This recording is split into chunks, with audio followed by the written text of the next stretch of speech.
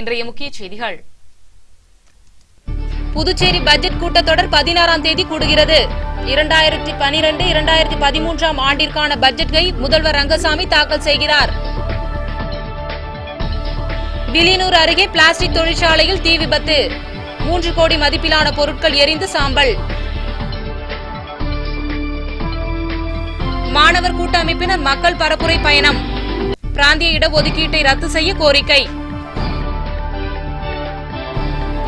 Jose ஆலுகாஸில் புதுப்பிக்கப்பட்ட புதிய நகைக்கடை திறப்பு விழா.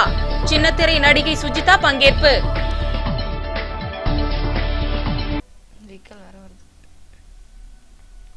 இனி விரிவான செய்திகள். புதுச்சேரி சட்டசபையின் பட்ஜெட் கூட்டத்தொடர் வரும் 16ஆம் தேதி கூட இருப்பதாக சட்டப்பேரவை செயலாளர் அன்பழகன் தெரிவித்துள்ளார். புதுச்சேரி சட்டசபையின் பட்ஜெட் கூட்டத்தொடர் கடந்த மார்ச் மாதம் 28ஆம் தேதி கூடியது. அன்று கவர்னர் இக்பால் சிங் உரை நிகழ்த்தினார். மத்திய திட்டக்குழு கூட்டம் நடக்காததால் பட்ஜெட் தாக்கல் செய்ய முடியவில்லை. இதனால் 4 மாதங்களுக்கான அரசு செலவினங்களுக்கு சட்டசபையில் ஒப்புதல் பெறப்பட்டது. இக்கூட்டம் 3 நாளில் முடிவடைந்தது. இதனையடுத்து ஏப்ரல் 2ஆம் தேதி சட்டசபையை காலவரையின்றி ஒத்திவைத்தார் சபாநாயகர் சபாபதி. இந்நிலையில் கடந்த 25ஆம் தேதி திட்டக்குழு துணைத் தலைவர் மான்டேக் சிங் அலுவாலியாவை முதல்வர் ரங்கசாமி சந்தித்து பேசினார். அப்போது புதுச்சேரிக்கு 3000 கோடி ரூபாய் ஒதுக்கீடு செய்யப்பட்டது. இந்நிலையில் பட்ஜெட் கூட்டத்தொடர் வருகிற 16ஆம் தேதி கூடுகிறது. அன்று 2012-2013 ஆண்டிற்கான பட்ஜெட்டை முதல்வர் ரங்கசாமி தாக்கல் செய்கிறார் என சட்டசபை செயலாளர் அன்பழகன் தெரிவித்துள்ளார். வில்லியனூர் அருகே தனியார் பிளாஸ்டிக் தொழிற்சாலையில் ஏற்பட்ட திடீர் தீ விபத்தில் 3 கோடி ரூபாய் மதிப்பிலான பொருட்கள் எரிந்து நாசமாயின. வில்லியனூர் அடுத்த துத்திப்பட்டில் அமைந்துள்ளது பிளாஸ்டிக் மூலப்பொருட்கள் தயாரிக்கும் அன்சார் தொழிற்சாலை. இத்தொழிற்சாலையில் மின்கசிவு காரணமாக காலையில் திடீர் என தீ விபத்து ஏற்பட்டது. இது குறித்து தகவல் அறிந்து வந்த புதுவை மற்றும் தமிழகத்தை சார்ந்த 15க்கும் மேற்பட்ட தீயணைப்பு வாகனங்கள் தீயை அணைக்க முற்பட்டும் முடியவில்லை. காற்றின் வேகத்தால் தீ அணைப்பதில் சிக்கல் ஏற்பட்டது. இருப்பினும் சுமார் 4.5 மணி நேரம் போராடி தீ கட்டுக்குள் கொண்டுவரப்பட்டது. இவ்விபத்தில் தொழிற்சாலையில் இருந்த 30,000 பேரல்கள், 5 பிளாஸ்டிக் உற்பத்தி செய்யும் இயந்திரங்கள் மற்றும் லட்சக்கணக்கான பிளாஸ்டிக் சாக்குகள், ஏசி, ஃபேன் உள்ளிட்ட மின்சாதன பொருட்களும் எரிந்து சாம்பலாயின. இதன் மதிப்பு சுமார் 3 கோடி ரூபாய் இருக்கும் என ஆலை நிர்வாகம் தெரிவித்துள்ளது. இத்திடீர் தீ விபத்தால் துத்திப்பட்டு, தொண்டமானத்தம் போன்ற பகுதிகளில் புகை மண்டலமாக காணப்பட்டது. காலைல ஒரு 8 மணி போல ஃபயர் ஆச்சு. ஊர் மக்கள் எல்லாம் நாங்கள் காலையிலேருந்து அனுப்பிச்சிட்டு இருக்கிறோம். வண்டி சுமார் ஒரு 10 வண்டிக்கு அனுப்பிச்சிட்டு இருக்கிறாங்க. இது இல்லாமல் வில்லியனூர், திருக்கனூர், கோரிமேடு இந்த வண்டிங்க எல்லாமே செதறாப்பட்டு இந்த வண்டிங்கெல்லாம் சேர்த்து அனுப்பிச்சிட்டு இருக்கிறாங்க. இது இல்லாமல் தமிழ்நாட்டிலேருந்து வானூர்லேருந்து அனுப்பிச்சிட்டு இருக்கிறாங்க. இந்த டேங்க்கு ஃபுல்லாகின பிறகு பக்கத்தில் போய் பம்ப் ஹவுஸில் போயிட்டு டேங்க் ஃபுல் பண்ணிவிட்டு கொண்டாந்து திரும்ப அனுப்பிச்சிட்டு இருக்கிறாங்க. பிராந்திய இடஒதுக்கீடு ரத்து செய்ய கோரி மாணவர்கள் கூட்டமைப்பினர் மக்கள் பரப்புரை பயணத்தை தொடங்கியுள்ளனர்.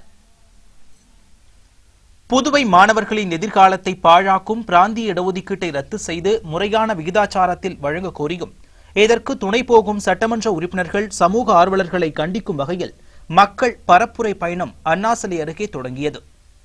மாணவர்கள் கூட்டமைப்பினர் நடத்தும் இப்பயணத்தை தமிழர் தேசிய இயக்க தலைவர் அழகிரி தொடங்கி வைத்தார். கூட்டமைப்பின் நிறுவனர் சுவாமிநாதன் தலைமை தாங்கினார்.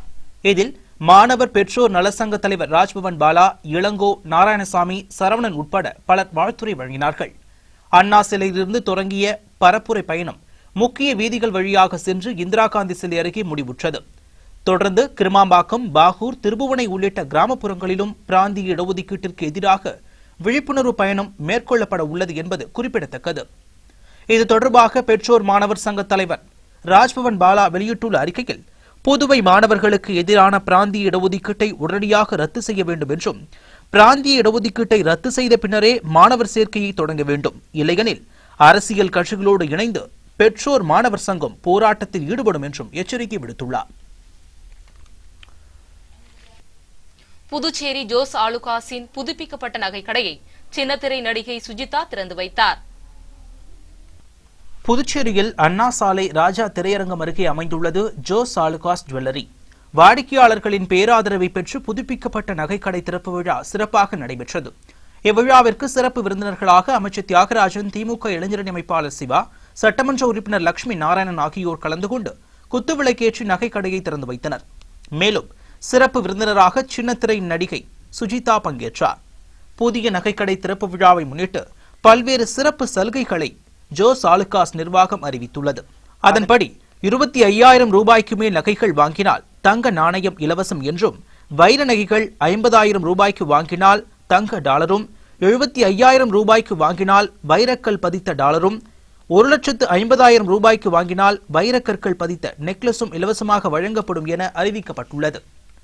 இத்திறப்பு விழாவில் மக்கள் தொடர்பு அதிகாரி வினோத்குமார், ஜோஸ் ஆலுகாஸின் நிர்வாக இயக்குநர் போஸ், மேலாளர் தோனி, கிரேஷியஸ், தேவராஜ், ரஞ்சித் உட்பட பலர் கலந்து கொண்டார்கள். ஜோஸ் ஆலுகாஸ் அவங்களுக்கு எனக்கு ரொம்ப வருஷமாக பந்தம்னு சொல்லலாம். எந்த ஃபங்க்ஷனாக இருந்தாலும் ஆல்மோஸ்ட் எனக்கு பண்ணுவாங்க. அப்புறம் அது மட்டும் இல்லாமல் சீரியல் நடிகை வந்து பெண்களுக்கு ரொம்ப பிடிக்கும். ஏன்னா அவங்க வீட்டில் நானும் ஒரு பெண் மாதிரி அடிக்கடி வந்துட்டே இருப்பேன். அந்த டைம் ஆனால் வீட்டில் நான் இருப்பேன். அதே மாதிரி உங்களுக்கெல்லாம் ரொம்ப பிடிச்சது நகையும். ஸோ பெண்களுக்கு ரொம்ப பிடிச்ச நகையும் சீரியலும் நாங்கள் 2 பேரும் தான். ஸோ நகையும் இருக்குது, இங்கே சீரியலும் இருக்குது. அப்புறம் ஜோஸ் ஆலுகாஸோட பர்ஃபெக்ஷன் இருக்குது. இவங்களுடைய நகை எல்லாமே பார்த்தீங்கன்னா அது அந்த குவாலிட்டி ஃபினிஷிங் நமக்கு க்ளீனாக தெரியும். ஸோ அது வந்து என்னோட கல்யாணத்துக்கு நான் பர்ச்சேஸ் பண்ணப்போ நான் ஃபீல் பண்ணது. இப்போ கடைக்கு வரும்போது ஒவ்வொன்று எடுக்கும்போதும் எனக்கு அந்த ஒரு சந்தோஷம், அந்த ஒரு அவங்களுடைய ஒவ்வொரு சின்ன சின்ன பொருளாக இருந்தாலும் அதில் அவங்க காட்டுற அந்த ஃபினிஷிங். ஸோ அது வந்து எதுக்காகன்னா நமக்காக தான்.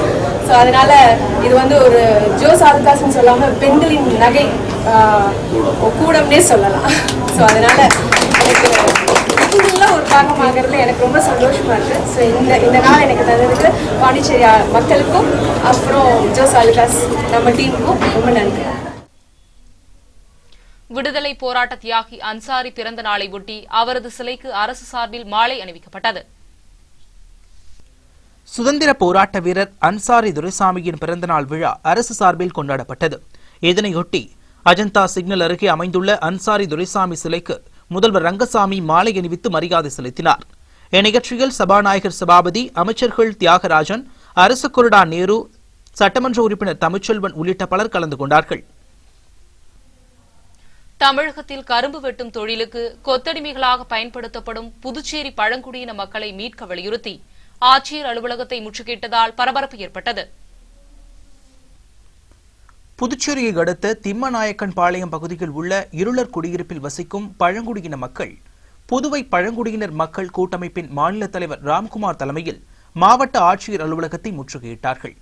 தொடர்ந்து துணை ஆட்சியர் வின்சென்ட் ராயரிடம் மனு ஒன்றை அளித்தனர்.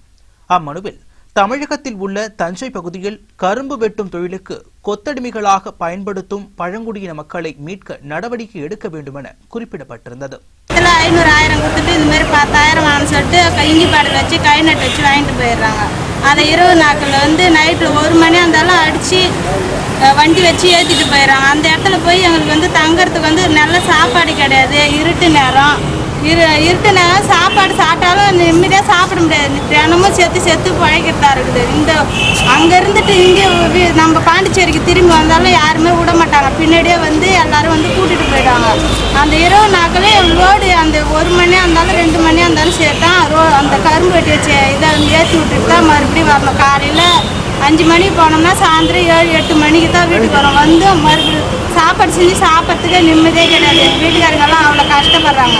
அதனால எங்கள் வீட்டுக்காரங்களை மீட்டு தர முன்னாடி நாங்கள் வந்து 25 நாளாவது கலெக்டர்கிட்ட மனு கொடுத்து அவங்களும் விசாரிச்சாங்க. விசாரிச்சுட்டு 25 நாளில் அவங்க சொல்கிறதுனா எந்த நடவடிக்கையும் எடுக்கவே இல்லை. ஒன்று எங்கள் வீட்டுக்காரங்களாம் அங்கே தான் கஷ்டப்படுறாங்க. பழங்குடியின மக்களை மீட்க கோரி கடந்த 25 நாட்களுக்கு முன்பு மாவட்ட ஆட்சியரிடம் மனு கொடுக்கப்பட்டுள்ளது என்பது குறிப்பிடத்தக்கது. காயம் அடைந்துள்ள மணக்குல விநாயகர் கோவில் யானை லட்சுமி ஓய்வு மற்றும் சிகிச்சைக்காக வனத்துறையில் அனுமதிக்கப்பட்டுள்ளது. புதுச்சேரி மணக்குள விநாயகர் கோவில் யானை லட்சுமி இரவு நேரத்தில் ஈஸ்வரன் கோவிலில் தங்க வைக்கப்படுகிறது. பக்தர்களுக்கு ஆசி வழங்கி கோவிலில் வழங்கும் உணவு மட்டுமின்றி பக்தர்கள் வழங்கும் பழங்கள், கீரைகள், வெள்ளரி பிஞ்சு ஆகியவைகளை சாப்பிட்டு வந்தது. இந்நிலையில் யானை லட்சுமியின் இரு முன்கால்களிலும் ஃபுட்ராட் என்ற நோயால் தாக்கப்பட்டு மருத்துவர்கள் சிகிச்சை அளித்து வருகிறார்கள். இந்நிலையில் கோவிலில் யானையை வைத்து சம்பாதிப்பதாக மிருகவதை அமைப்பிற்கு புகார் தெரிவிக்கப்பட்டது. வனம் மற்றும் வனவிலங்கு பாதுகாப்பு துறையினர் பக்தர்களுக்கு ஆசி வழங்க லட்சுமிக்கு தடை விதித்தார்கள். இதனால் 10 நாட்களாக லட்சுமியை ஈஸ்வரன் கோவிலில் கட்டி வைத்து புதுச்சேரி வனம் மற்றும் வனவிலங்கு துறையின் மேற்பார்வையில் சிகிச்சையும் அளிக்கப்பட்டது. வண்டலூர் மிருக காட்சி சாலையில் இருந்து வனவிலங்கு சிறப்பு மருத்துவர் டாக்டர் ரஞ்சித் பேம், வனம் மற்றும் வனவிலங்கு பாதுகாப்பு துறையில் துணை இயக்குனர் சிவராமன், வன காப்பாளர் அனில்குமார், வனவிலங்கு சிறப்பு மருத்துவர் டாக்டர் குமரன் முன்னிலையில் யானையின் முன்னங்கால்களில் உள்ள நோயின் தன்மை மற்றும் உடல்நிலை குறித்து பரிசோதித்தார்கள். கால்களில் உள்ள காயங்கள் குணமாகி வருவதாகவும், கான்கிரீட் மற்றும் கருங்கல் தளங்களில் தங்க வைக்கப்பட்டால் நோயின் தன்மை அதிகரிக்கும் என்பதால் 1 மாதத்திற்கு இயற்கையான சூழலில் மண் தரையில் கட்டி வைத்து யானைக்கு பூரண ஓய்வு அளிக்க வேண்டும் என பரிந்துரை செய்தார் வன மருத்துவர். இதனையடுத்து தற்காலிக சிகிச்சை மற்றும் ஓய்வுக்காக லட்சுமி யானை புதுச்சேரி வனத்துறையில் பராமரிக்கப்பட்டு வருகிறது. விளம்பரத்திற்கு பிறகு வரும் செய்திகள். ஸ்ரீலட்சுமி ஜுவல்லரியில் கோல்டன் ரிட்டர்ன்ஸ் என புதிய சலுகை அறிமுகம். செய்கூலி சேதாரம் இல்லை என உரிமையாளர் பேட்டி.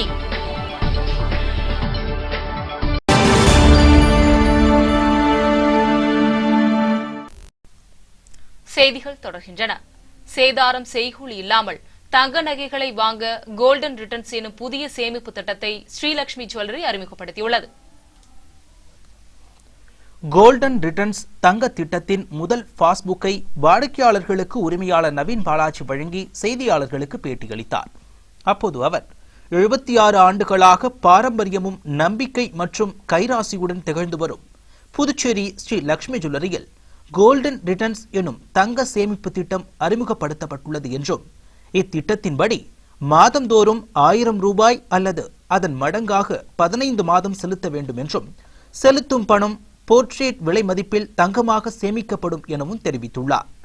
மேலும் கூறிய அவர், இந்த திட்டத்தின் பேர் கோல்டன் ரிட்டர்ன்ஸ். இந்த திட்டத்தின் முக்கிய அம்சம் என்னவென்றால், இந்த திட்டத்தில் சேர்ந்து பணம் கட்டி நகை வாங்கும் பொழுது, நீங்கள் சேர்த்து வைத்த தங்கத்தின் அளவிற்கு நகை வாங்கும் போது தங்க நகையில் செய்கூலி சேதாரம் முற்றிலும் கிடையாது. தங்க நகை வாங்கும் பொழுது முக்கியமாக ஒரு பெரிய பலுவாக இருப்பது அதில் விதிக்கப்படும் சேதாரமே. இந்த திட்டத்தில் நகை வாங்கும் பொழுது அந்த சேதாரம் முற்றிலும் கிடையாது. அதாவது இந்த திட்டத்தின் கீழ் 1000 ரூபாய் மினிமம் குறைந்த 1000 ரூபாய் அளவுக்கு செலுத்தி வாடிக்கையாளர்கள் இந்த பாஸ்புக்கை எங்களிடம் பெற்றுக்கொள்ளலாம். மாதம் இது 15 மாத தவணை ஸ்கீம். மாதம் 1000 அல்லது 1000 மடங்குகள் பணம் கட்டலாம். நீங்கள் பணம் செலுத்தும் பொழுது தங்க என்ன விலையில் இருக்கோ அந்த விலையில் கிராமாகவே உங்கள் பாஸ்புக்கில் வரவு வைக்கப்படும். 15 மாதம் கட்டிய பிறகு, மெச்சூரிட்டி ஆன பிறகு, நீங்கள் சேர்த்து வைத்த தங்கத்தின் அளவிற்கு நீங்கள் தங்க நகைகள் செய்கூலி சேதாரம் இல்லாமல் பெற்றுக்கொள்ளலாம். இதில் 3 அட்வான்டேஜஸ் இருக்கிறது. முதல் அட்வான்டேஜ் என்னன்னா, மாதம் பணம் செலுத்துவதால் தங்கம் உங்களுக்கு 15 மாதம் வேற விலையில நீங்கள் செலுத்திட்டே வரும்போது உங்களுக்கு ஆவரேஜ் காஸ்ட் கிடைக்குது. இன்னைக்கு காலகட்டத்தில் தங்கம் ஏறிட்டு இருக்க இன்னைக்கு நிலைமையில உங்களுக்கு 15 மாதம் ஆவரேஜ் ஆகும் போது, 15 மாதத்துக்கு அப்புறம் நீங்கள் இந்த நகை வாங்கும் போது நீங்கள் உங்களுடைய ஆவரேஜ் காஸ்ட் பார்த்தீங்கன்னா அது எப்படி பார்த்தாலும் உங்களுக்கு பெனிஃபிஷியலாக இருக்க தான் வாய்ப்பு இருக்குது. இது முதல் பெனிஃபிட். இரண்டாவது அட்வான்டேஜ் என்ன அப்படின்னு பார்த்தீங்கன்னா, நீங்கள் சேர்த்து வச்ச தங்கத்துக்கு வாங்கும்போது செய்கூலி சேதாரம் இல்லாமல் வாங்க போகிறீங்க. அப்போ கிட்டத்தட்ட தங்க காசு வாங்குற மாதிரி தான் கணக்கு வரும் உங்களுக்கு. நீங்கள் மனசுக்கு பிடிச்ச நகை நீங்கள் எது வேணால் வாங்கிக்கலாம். அதுக்கு செய்கூலி சேதாரம் முற்றிலும் கிடையாது. மூன்றாவது பெனிஃபிட் என்னன்னா, மாதம் நீங்கள் சிறுகு சேர்த்து வைத்து அப்புறம் வாங்குவதால் உங்களுக்கு நகை வாங்கும் சிரமமும் தெரியாது. ஸோ இது எப்படி பார்த்தாலும் இது வாடிக்கையாளருக்கு ஒரு பெரிய ஒரு உதவிகரமாக இருக்கும் என்றது எங்களுடைய நம்பிக்கை. இதை உங்கள் வசதியை மனதில் கொண்டு இதை நாங்கள் அறிமுகப்படுத்தியுள்ளோம். உலக மருத்துவ தினத்தை முன்னிட்டு ஆன்மீகமும் மருத்துவமும் என்ற விழிப்புணர்வு கருத்தரங்கம் தமிழ்ச்சங்கத்தில் நடைபெற்றது. உலக மருத்துவர் தினத்தை முன்னிட்டு ஆன்மீகமும் மருத்துவமும் எனும் தலைப்பில் விழிப்புணர்வு கருத்தரங்கம் தமிழ்ச்சங்கத்தில் நடத்தப்பெற்றது. இதில் சொக்கலிங்கம் வரவேற்புரை வழங்க தமிழ்ச்சங்க தலைவர் முத்து தலைமை தாங்கினார். மயிலம் பொம்மபுர் ஆதீனம் ஸ்ரீலக்ஷ்மி சிவஞான பாலய சுவாமிகள் கலந்து கொண்டார். தொடர்ந்து முன்னாள் நீதிபதி முருகபூபதி ஆன்மீகமும் மருத்துவமும் எனும் தலைப்பில் சிறப்புரை வழங்கினார். இதில் சிறப்பு விருந்தினராக கல்வித்துறை அமைச்சர் தியாகராஜன் கலந்து கொண்டு சேவை மற்றும் சித்த மருத்துவர்களுக்கு விருதுகளை வழங்கி பாராட்டினார். மேலும் ஆம்பால் ஆல்பம் வீரன், ஆவடி தின்னூர்தி தொழிற்சாலை ரவிக்குமார், ஸ்ரீ கிருஷ்ணா ஆப்செட் சீனிவாசன் உட்பட ஏராளமான தமிழறிஞர்களும் ஆர்வலர்களும் கலந்து கொண்டார்கள். இந்திய முஸ்லீம் லீக்கின் சார்பில் கண்ணியமிகு காயிதே மில்லத் அரசு பள்ளியில் மாணவர்களுக்கு நினைவு பரிசு வழங்கும் விழா நடைபெற்றது. இவ்விழாவில் மாவட்ட தலைவர் ஹாஜி ஹஹருல்லாஹா தலைமை தாங்கிட மாநில துணைத் தலைவர் ஹாஜி அமீர் அலி, தலைமை ஆசிரியர் ஹாஜி முகமது கவுஸ் ஆகியோர் முன்னிலை வகித்தார்கள். வேலூர் பாராளுமன்ற உறுப்பினர் அப்துல் ரகுமான் சிறப்புரையாற்றினார். இஸ்லாமிய தமிழ் இலக்கிய கழக முதுநிலை தமிழ்துறை தலைவர் ஹாஜியாசா நசீமா பானு ஆசிரியர்கள் மற்றும் மாணவ மாணவியர்களுக்கு பாராட்டு மற்றும் நினைவு பரிசுகளை வழங்கினார். மாநில செயலாளர் ஹம்சா, ராஜா முகமது, விழுப்புரம் மாவட்ட தலைவர் இக்பால் பாஷா ஆகியோர் கருத்துரை வழங்கினார்கள். இதில் சிக்னி முகமது அலி, ஷிகாபுதீன், சலீம், ரஃபிக் பாபு, அன்வர் அலி, ஜாகிர் உசேன், முகமது இஸ்மாயில் உட்பட பலர் நிகழ்ச்சிக்கான ஏற்பாடுகளை செய்திருந்தார்கள். முதலியார்பேட்டையில் 24 லட்சம் ரூபாய் செலவில் குடிநீர் சுத்திகரிப்பு நிலையத்தை சட்டமன்ற உறுப்பினர் பாஸ்கர் திறந்து வைத்தார். பொதுப்பணித்துறை பொது சுகாதார கோட்டம் மூலம் முதலியார்பேட்டை இன்ஜினியர் காலனியில் கடந்த மாதம் பொதுமக்கள் பயன்பாட்டிற்காக தொகுதியின் சட்டமன்ற உறுப்பினர் பாஸ்கர் குடிநீர் சுத்திகரிப்பு நிலையத்தை திறந்து வைத்தார். இதனைத் தொடர்ந்து முதலியார்பேட்டை தியாக முதலியார் நகரில் 24 லட்சம் ரூபாய் செலவில் குடிநீர் சுத்திகரிப்பு நிலையம் பொதுமக்களின் பயன்பாட்டிற்காக சட்டமன்ற உறுப்பினர் பாஸ்கர் திறந்து வைத்தார். இந்நிகழ்ச்சியில் பொதுப்பணித்துறை செயற்பொறியாளர் ஜெயக்குமார், உதவி பொறியாளர் ரவிச்சந்திரன், இளநிலை பொறியாளர் உமாபதி மற்றும் அதிகாரிகள், ஊர் பொதுமக்கள் கலந்து கொண்டார்கள்.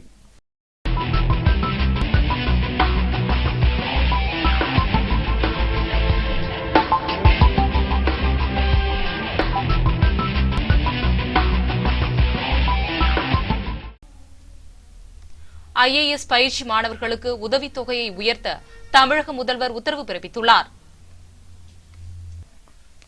சென்னையில் தமிழக அரசால் அகில இந்திய குடிமைப் பணிகள் தேர்வு பயிற்சி மையம் தொடங்கப்பட்டு நடைபெற்று வருகிறது. இப்பயிற்சி மையத்தின் மூலம் தமிழகத்தை சார்ந்த மாணவ மாணவிகள் பயிற்சி பெற்று IAS, IPS தேர்வில் வெற்றி பெற்று அரசு உயர் அதிகாரிகளாக நாட்டின் பல்வேறு மாநிலங்களிலும் பணியாற்றி வருகிறார்கள். இப்பயிற்சி மையத்தில் சேர்ந்து பயிற்சி பெற்று வரும் மாணவ மாணவியர்களுக்கான உணவு கட்டணத்தை 2000 ரூபாயாக உயர்த்தியும், இனி வரும் காலங்களில் உணவு கட்டணத்தை ஆண்டுதோறும் 5 விழுக்காடு உயர்த்துவதற்கும் தமிழக முதல்வர் ஜெயலலிதா உத்தரவு பிறப்பித்துள்ளார். மேலும் அரசின் அகில இந்திய குடிமைப் பணிகள் தேர்வு பயிற்சி மையத்தில் பயிற்சி பெறும் மாணவ மாணவியர்கள் மத்திய பணியாளர் தேர்வாணையத்தால் ஒவ்வொரு ஆண்டும் நடத்தப்படும் முதல்நிலை தேர்வில் தேர்ச்சி பெற்று முதன்மை தேர்வில் பங்கு கொண்டு வெற்றி பெற்று புதுதில்லியில் நடைபெறும் நேர்முக தேர்வில் கலந்து கொள்வதை ஊக்குவிக்கும் வகையில் ஊக்கத்தொகையாக மாதம் ஒன்றிற்கு 3000 ரூபாய் வீதம் 3 மாதங்களுக்கு 200 மாணவ மாணவியர்களுக்கு வழங்கவும் தமிழக முதலமைச்சர் ஆணையிட்டுள்ளார். இது மட்டுமின்றி புதுதில்லியில் நடைபெறும் நேர்முக தேர்வில் பங்கு கொள்ளும் பயிற்சியாளர்களுக்கு பயண செலவினமாக தலா 2000 ரூபாய் வழங்கவும் தமிழக முதல்வர் உத்தரவு பிறப்பித்துள்ளார். அரசின் இந்த தொலைநோக்கு நடவடிக்கைகளினால் தமிழக மாணவ மாணவியர் அதிக அளவில் அகில இந்திய குடிமைப் பணிகளுக்கு தெரிவு செய்யப்படுவார்கள் என்னும் நிலை உருவாகி இருக்கிறது.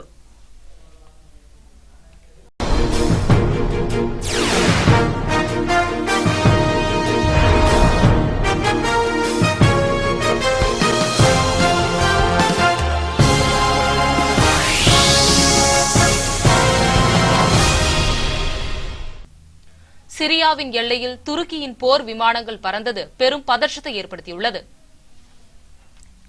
கடந்த மாதம் சிரியா தனது எல்லைக்குள் வந்த துருக்கி விமானத்தை சுட்டு வீழ்த்தியது. இதனால் ஏற்பட்ட பதற்றம் இன்னும் ஓயவில்லை. மத்திய தரைக்கடல் பகுதியில் விழுந்த இந்த விமானத்தை அதிகாரிகள் தேடிக் கொண்டிருக்கிறார்கள். இந்நிலையில் கடந்த மாதம் 22ஆம் தேதி துருக்கி தனது ஏவுகணை விமானங்களையும் குண்டு துளைக்காத போர் விமானங்களையும் எல்லையோரத்தில் பறக்கவிட்டு பெரும் பரபரப்பை ஏற்படுத்தியது. இனிமேல் சிரியா துருக்கியை நினைத்து பயப்பட வேண்டும் என்பதற்காகவே இது நிகழ்த்தப்பட்டது என்று தெரிவிக்கப்பட்டது. மேலும் நெட்டோ படைகள் துருக்கிக்கு ஆதரவாக செயல்படுகின்றன என்பது குறிப்பிடத்தக்கது.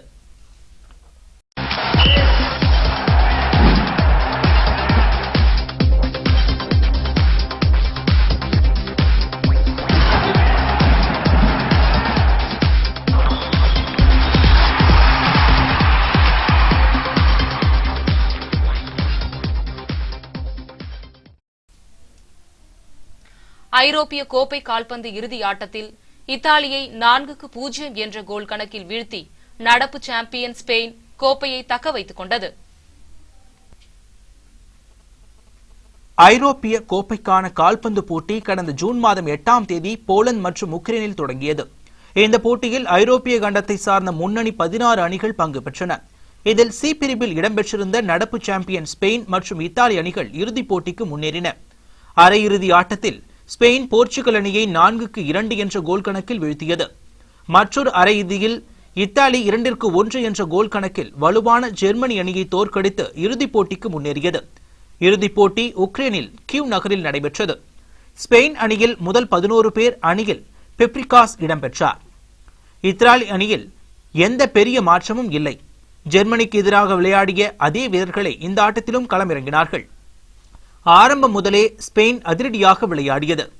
இதனால் 14வது நிமிடத்தில் ஸ்பெயின் முதல் கோலை அடித்து இத்தாலிக்கு அதிர்ச்சி கொடுத்தது.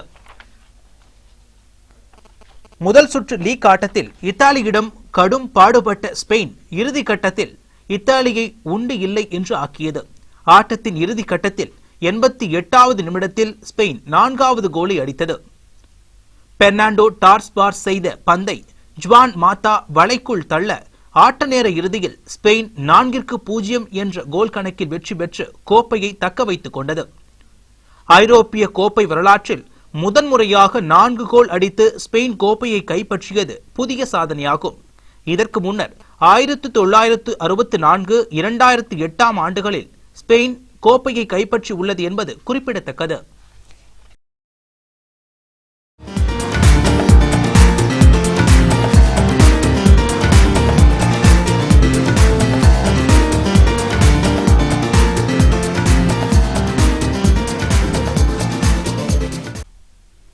தமிழ்ச்செல்வனும் தனியார் அஞ்சலும் கதையை கேட்டு சிரிப்பை கட்டுப்படுத்த முடியவில்லை என்கிறார் இயக்குனர் கௌதம் மேனன்.